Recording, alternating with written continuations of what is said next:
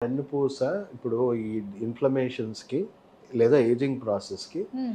పచ్చి కొమ్మ నుంచి ఎండు కొమ్మలాగా హ్మ్. మారిపోతా ఉంటది. ఓకే. సో, కొంతవరకు మనం పచ్చి కొమ్మని చూడొచ్చు. ఫ్లెక్సిబుల్‌గా ఉంటుంది. హ్మ్. మనం కొంచెం ఉంచినా చేసినా. అవును. సో, అదే ఎండు కొమ్మ అయితే? సో, అదే అన్నమాట. సో, మీకు హ్మ్. ఆ సౌండ్స్ వస్తే ఏదో రిలీజ్ అయిపోయిందని కాదు. హ్మ్. మోస్ట్‌లీ ఏమవుతుందంటే ఈ ఇన్ఫ్లమేషన్ వల్ల ఆ గ్యాస్ట్రిక్ బబుల్స్ అన్నీ గూడా మీకు ఆ డీహైడ్రేషన్ అయిపోయి దాని లోపల డిస్క్ లోపల జమ అవుతా ఉంటాయి. హ్మ్.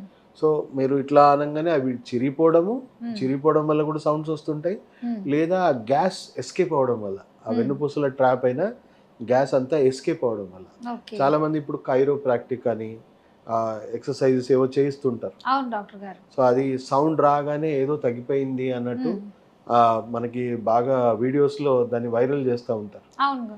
సో, అది ఒక రకంగా చెప్పాలనంటే, మీకు దాంట్లో ఉన్న గ్యాస్ట్రిక్ బబుల్స్ వెళ్ళిపోవడం వల్ల సౌండొచ్చింది గానీ, హుహు. మీ డిస్క్‌లు సెట్ అయిపోవడం గానీ, లేదా నరాల మీద ఉన్న ప్రెషర్ తగ్గిపోయిందని గానీ, లేపోతే మీకు డిస్క్ మొత్తం గూడా మళ్ళీ హెల్తీగా మారిందని హ్మ్. భ్రమలో ఉండకండి.